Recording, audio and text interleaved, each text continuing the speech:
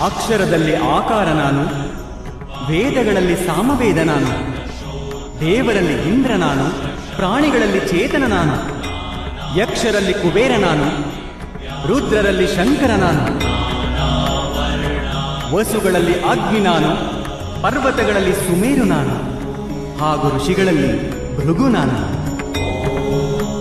ಧ್ವನಿಗಳಲ್ಲಿ ಓಂಕಾರ ನಾನು, ಯಜ್ಞಗಳಲ್ಲಿ ಜಪ ನಾನು, ಹಾಗೂ ವೃಕ್ಷಗಳಲ್ಲಿ ಪವಿತ್ರ ಅಶ್ವತ್ಥ ವೃಕ್ಷ ನಾನು.